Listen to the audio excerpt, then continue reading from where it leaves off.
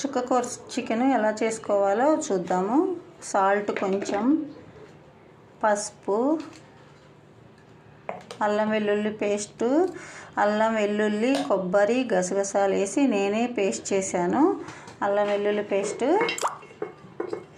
అలాగే కారం, స్పైసీనెస్కి తగ్గట్టు కారం వేసుకోవాలి. అలాగే కర్డ్ కూడా కొంచెం వేసేసుకొని ఇది మిక్స్ చేసుకొని ఒక పక్కకు పెట్టుకోవాలి. కర్డ్ కొంచెము,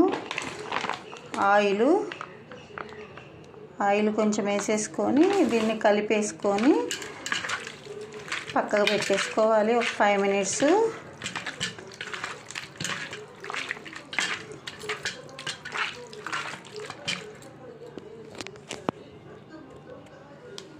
పెట్టుకొని ఆయిల్ వేసుకుందాము.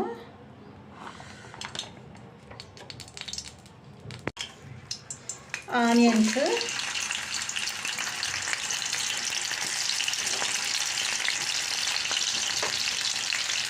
కరివేపాకు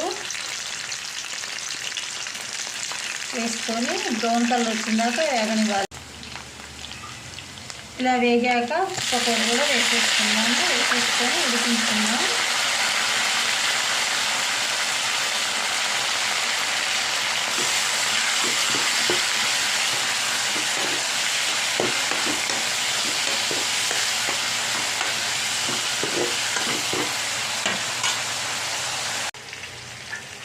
ఇలా చుక్కకూర ఉడికాక మనం మ్యారినేషన్ చేసుకొని పెట్టుకున్న చికెన్ ఉంది కదా, అది కూడా వేసేసుకొని కొంచెం సేపు హైలో పెట్టుకొని ఉడికించుకోవాలి.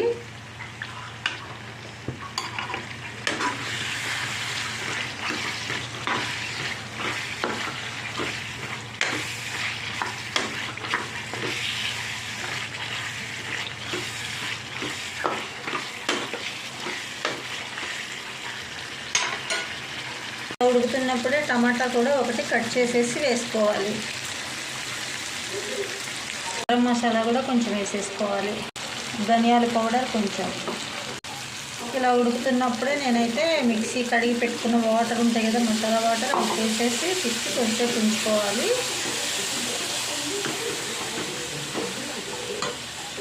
ఇలా ఉడుకుతున్నప్పుడే కొంచెం కొత్తిమీర కూడా వేసేసుకుందాం. చూడండి, ఇంత గ్రేవీ ఉండి చుక్కకూర వేస్తే ఇలా గ్రేవీ వస్తుంది.